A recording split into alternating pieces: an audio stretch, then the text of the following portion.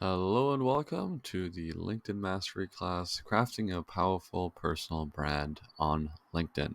So in this course, I will be talking about how you can build a strong personal brand and going through the required steps because, building a strong personal brand on LinkedIn requires a strategic and consistent approach. So in this class, I'll be going through step-by-step guides in order to help you take that personal branding to the next level. So as you can see from the content here, what I'll be talking about is optimizing your profile, then looking at determining key post types, talking a little bit more about consistent posting, catching up on networking and collaboration, and lastly, talking about your analytics and adaptation. So these will be the units covered. You can click around on the side to each of the units, but I suggest just sitting back, taking notes, and watching from the beginning, and then clicking back and forth afterwards if you have any more questions. So at the end, I will also be giving some final thoughts and some concluding ideas. So make sure to ask any questions you have in the comment section, and if you don't, then let's get ready and let's jump right into the first step. So let's jump right into the first step here, which is optimizing your profile. So when it comes to optimizing your profile, there's a couple of things that you have to consider and a few items that you have to check off to make sure that they're good. So first, let's talk about your profile picture. You have to use a professional and clear profile picture. This is not Instagram, it's not Twitter, it's not YouTube. You can't use a casual, funny, you know, just picture in the middle or whatever it is with filters and stuff like that. Try to have a clear headshot, a high quality headshot where you appear approachable and confident, right? You want to make it seem professional. It is a professional website, right? It's not Facebook, it's not Instagram. You can't just have a selfie or anything like that. Try to have a high quality headshot. Now, one of the tricks is you don't even have to hire someone, you don't have to get someone to take a photo for you. You can even use AI in order to create high quality headshots. So make sure that you have that checked off. Next, let's look at the headline and the summary. You want to craft a compelling headline that reflects your current professional status and goals, right? You want to write a concise and engaging summary that highlights your skills, achievements, and aspiration.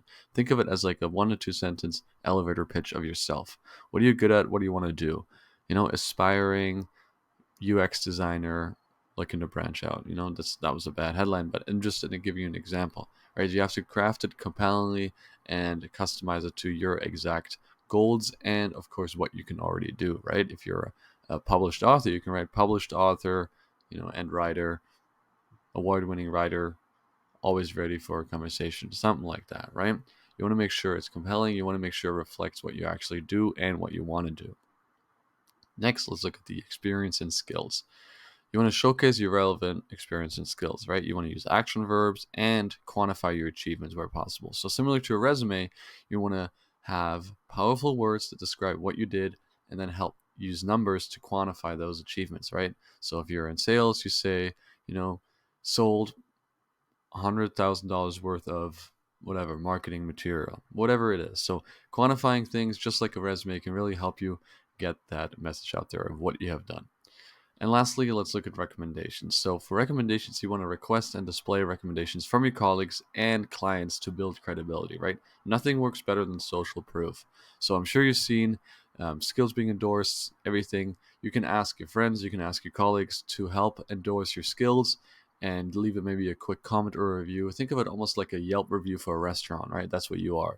And if you have clients and colleagues that can leave social proof, such as it's been a pleasure to work with him, he always gets everything done on time, he always is ready to take the next step, whatever it is. Let them leave a 1 to 3 sentence blurb about you. And if it's hard to get some colleagues, maybe you can just ask some friends to leave something about you. You could probably even write it for them and then give it to them if they sign off on it, right? And they're like, yeah, that looks like something I would write. So make it as easy as possible for other people to help endorse you and help build you that credibility.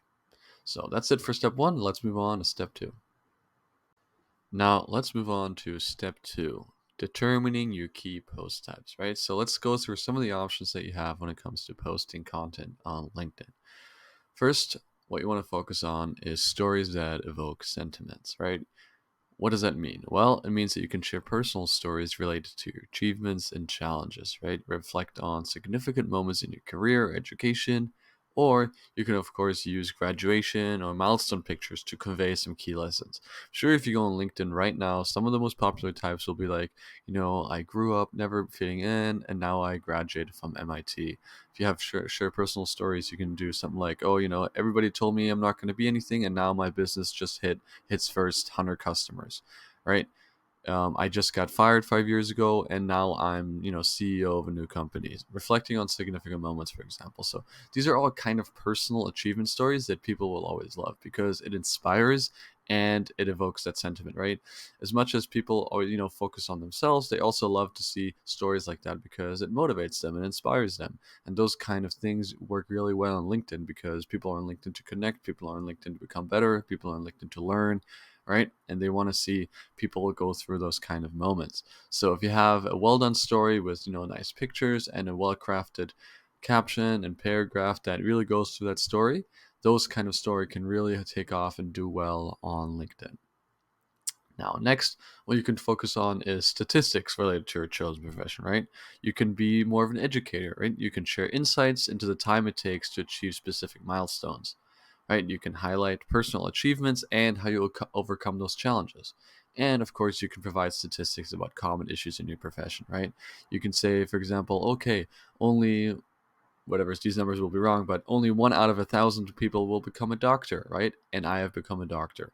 It took me 10,000 hours to study for this test, right? It took me 5 hours a day for 2.5 years to pass this exam, right? So you can really dig into that kind of statistic and numerical story, and include those in your posts, and they will give them more credibility. And of course, it'll be interesting. Like, be like, wow, I didn't know that only 1 out of 10,000 people get accepted to medical school, for example, right? Of course, these numbers are off. I'm just using it as an example. But if you use real numbers and back them up with your own story, and also tying it to that first point of evoke sentiments, right? These kind of posts can do really well. Now, next you can have surprise and contrarian opinions, right? You can challenge common perceptions about your industry or workplace, right? You can address problems in your profession and suggest alternative solutions. For example, you know, every time I, create a marketing template, most people do this, but I have found out that it's easier or just as easy to do this, right?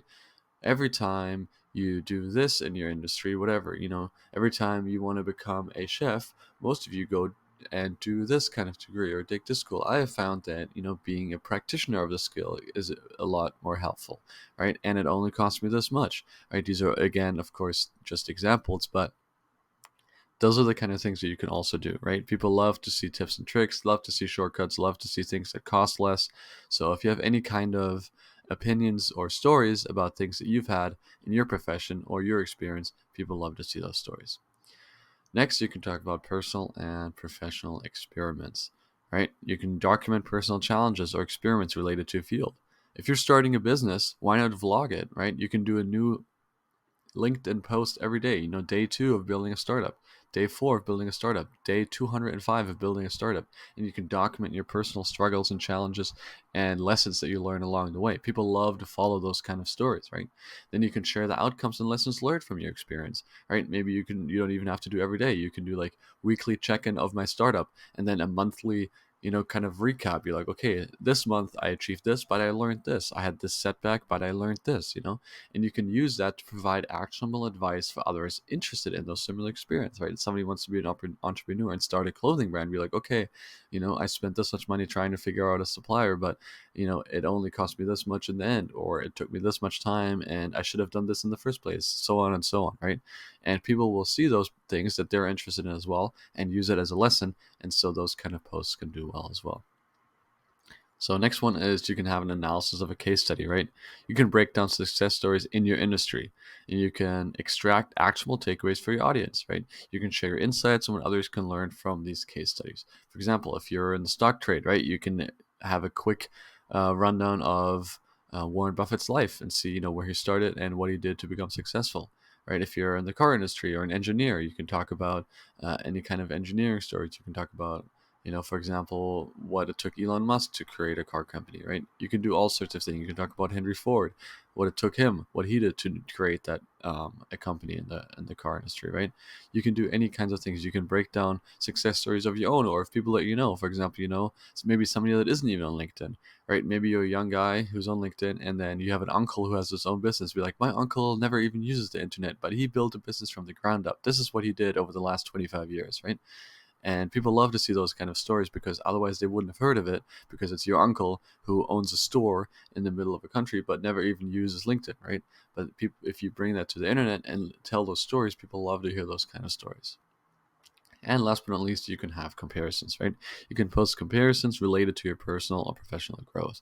And you can use visuals such as before and after pictures to engage your audience, right?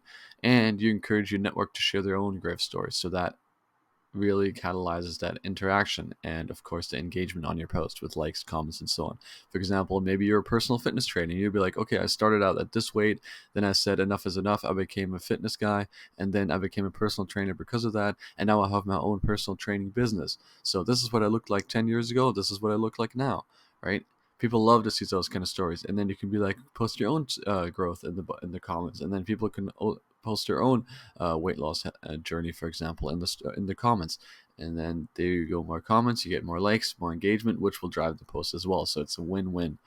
So yeah, these are basically all the kinds of posts. Of course, there's a lot more, but these are the main ones that I would focus on. You can take 1, 2, 3, 4, 5, and 6, write it down, and write yourself some examples on what you could post on these kind of stories. And if you do that consistently, I'm sure you can find some great content to post very, very consistent. Which, of course, brings us to our next step. So let's move on to step 3. So now let's move on to step 3, which would be consistent posting. So, consistent posting. So these are the couple of things that I want to cover when it comes to the idea of consistent posting. First, let's focus on frequency. Frequency, you want to establish a consistent posting schedule, right? So just like with a lot of social media, you want to have something that not only people can look forward to, but also for yourself. So you know when you schedule it and you know when you're going to post it, right? You want to aim for at least a few posts per week to maintain visibility. So let's call it every 2 days, right? Every other day, you want to post something, whatever it is, a picture, a video, content in terms of text content, like a paragraph of something or blog post. You just want to focus on the frequency, and you want to create a calendar where you can really break down what you're going to post and when you're going to post it. So not only is it for your audience, and not only is it for maintaining that stability, but it's also for yourself, so you're not running over the place. You're like, oh, did I post yesterday? Did I post tomorrow? Oh, I did. Let me check. If you create a content calendar for 30 days and you say every 2 days you're going to post, so 15 pieces of content, you can not only do that, but you can also plan ahead, which will save you time, right? You don't have to post every 2 days and come up with that content right there. Maybe you can take a Sunday afternoon and you can come up with 10 content ideas, save them, and then you can post them every 2 days so you have them ready to go, and you can just knock them out in one like batch session, right? Which is, of course, very, very good, because that's how you create a nice flow, you create a frequency, and of course it saves you time. Next, you want to focus on engagement, right? Not only do you want to post and log out and then go do something else, you want to respond to comments and messages promptly, right? You want to engage with your community, you want to engage with other people's content and your own content, right? By commenting and sharing insights. So when somebody comments on your post, you can like it, you can respond to it, whatever it is. But of course, you want to actually use LinkedIn as well, right? Get your name out there. If there's a big post out there, comment on it, share your own insights. Maybe 200 people will like your comment, and one of those 200 people will click on your profile because they are wondering of what kind of things that you said, and then they see your post, and then they follow you, and so on. So if you keep doing this consistently, you will get somebody that clicks on your post, and you will get somebody that clicks on your profile just from you commenting on other people, right? So you want to not only get your name out there from your own content, but you want to get your name out there by engaging with the actual community. That's how you build a network, right? Then, of course, third, as with many, many social media sites, you want to use the right hashtags, right? You want to use relevant hashtags to increase the discoverability of your posts. LinkedIn especially also works well with hashtags because, it still has that kind of ecosystem that a lot of social media sites use, but LinkedIn uses hashtags very, very relevantly. So Get those hashtags up, get it for whatever you're for use. Maybe get some hashtags that you use consistently, so use the same ones over, and then try to flush out new ones as well for specific posts, right? And of course, last but not least, you want to focus on having multimedia content, right? You want to incorporate visuals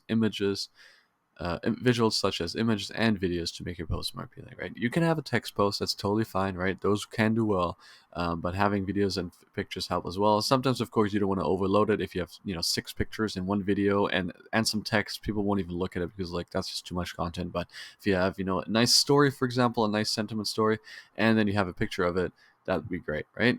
If you have a video of a cool advertisement that you created and you talked about the story of creating that ad, right? The behind the scenes look, and then you say, here's the ad, right? That would be a great post. So something like that. Switch it up, for example, especially too, right? You want to switch it up. You don't want to have a text post every other day, right? You want to have a text post today, then a text post with an image the next day, and then after that just a video with a caption, right? And then one after that you just have some pictures and with a caption. After that you have a long story post with a video, and so on. So switch it up, mix it up, and you can have that content that really switches it up. You have some frequent content, and of course you want to create that calendar. So focus on those things when it comes to creating a consistent posting schedule. So let's move on to step 4, which would be networking and collaboration. So when it comes to networking and collaboration, there's 3 things that I wanted to focus on. First, connecting strategically. Connect with professionals in your industry and related fields, right? Don't just spam out any connections so your account says, 500 plus connections. You want to try to use that and actually connect with them, the people that are relevant to you, because it helps. Because A, you not only lose track of who they are, but B, if you only always add people that are related to you in your field, you know that most connections that you have will be relevant to you, right? Unless it's people that you obviously know. But if it's random people that you're just searching for to try and network out there, try to make it relevant to your industry, because then you know that they are relevant to your industry once you go back through them in 6 months and you forgot who half of them are, right? And of course, once you connect, try to introduce yourself, right? Have a 1 or 2 seconds introduction of, hey, I'm in the same industry, wanted to connect, would love to talk sometime, or whatever it is. Sometimes you can just connect with them like that. Some won't accept them. Some will even answer you, right? So try to build that network and those kind of connections by just reaching out. Next, you want to collaborate. So if there's people, brands, or influencers and personalities on LinkedIn that you align with and that you could connect to, you could collaborate with them, right? Collaborate with others on LinkedIn by participating in discussions, group activities, or even content, right? You could guest post each other, you can share content, you can have a post together, and you could participate in general group activities and discussions, right? Which can help build that network as well. And of course, again, bring that audience to your account. Last but not least, LinkedIn articles. Consider writing longer form LinkedIn articles to showcase your expertise in depth, right? These are not just posts, these are not just blog posts, these are really long form LinkedIn articles, full on articles where you can go in depth about a topic that you're really an expert in, right? Let's say you're really, really good on whatever kind of topic that you choose, right? Building businesses, right? You are an entrepreneur and you build businesses for 10 years and you have built 2 successful companies. You can write a really in-depth article on how to get started creating an article, right?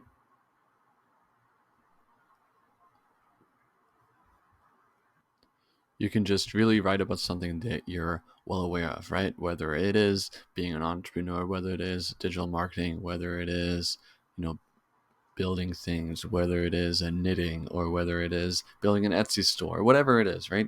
Find something that you're an expert in and write long form articles, which can again build that network, build that audience, and drive people back to you and your brand.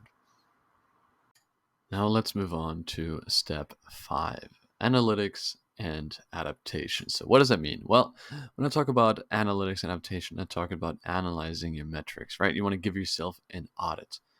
Regularly review the analytics of your posts to understand what resonates with your audience and what doesn't, right? If you post 20 times and you just keep posting and not looking at how your posts are doing, well, then how are you going to know what to keep posting and what not to post, right? Let's say you have 20 posts and 5 of them don't work at all, but 15 of them work great. and they're both different things, right? There were 15 text posts about a story, and 5 of them were videos of your advertisements. Well, that then you know not to post advertisements for now, or at least for a while, or maybe never again, because those 5 don't work and the 15 ones do, right? So adjust accordingly, and of course look at what you're doing, right? So when it comes to adapting your strategy, adjust your content strategy based on the performance of your post, right? Experiment with new post types and topics, right? There, whether you are in a specific topic, you can still adjust accordingly between different units and topics, right? So look at what's working, look at what isn't working, and then do more of what's working, obviously, and do less of what's not working, right? Sometimes people just create content and they just post and wonder why nothing's working, but they're not taking that step back and saying, wait a minute, this isn't working at all, and one of these things worked. I wonder why, right? Maybe one of them had more pictures in them. Okay, now I know no post more pictures. Maybe one of them had less text. Okay, now I know if I write 3 paragraphs, nobody's going to read it. If I write 1 paragraph, people are going to read it and like it, right? So adjust accordingly. You really have to audit yourself, audit your account, and look at what you're doing right to know how to keep growing, right? What resonates with your topic, with your audience, right? Maybe if you have, for example, if you have different niches, one niche loves videos and one niche loves photos, right? And the other niche only likes texts, right? Maybe you've tried different avenues of categories, and some people like more things than others, right? Some people like only text, some people only like videos, and maybe that can be reflected with your audience as well, right? So really look at that, see what you're doing right, and of course then do more of that, and take that step back, take the time to reflect and really see what you're doing. I would suggest depending on how much you post, but a weekly, if not monthly, audit of your account to see what's working and what isn't, and be like, okay, this month this worked and this month this didn't work. All right, now I can adjust and create more of this kind of content. So really take your time to do that, and you will see improvements and you will see more success if you adapt your strategy. So that was basically it for this course. Thank you so much for watching. Just some concluding thoughts. So just to sum up, if you follow these steps, step 1, really looking at optimizing your profile. Step 2, determining your key post types. Step 3, focusing on consistent posting. Step 4, looking at your network and collaboration availability. And of course, step 5, analytics and adaptation, really looking at the content, what you're doing right? So if you follow these steps, you can enhance your personal brand on LinkedIn, build a loyal audience, and establish yourself as a thought leader in your chosen field, right? Just remember to stay authentic, share content that genuinely reflects your professional journey and expertise, and with consistency and improvement, you will see good results on LinkedIn. So I hope this really helped you out. I hope this has become very helpful for you as a class. I would appreciate a positive rating, and leave any comments, questions, thoughts you have in the discussion section. And of course, take a look at the project that I left for you.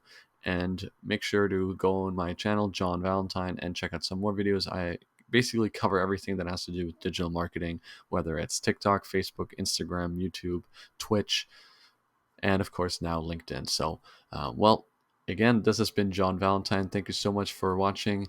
I really enjoyed your presence here today, and I hope to see you on other videos soon enough. Thank you, and have a good day. Bye-bye.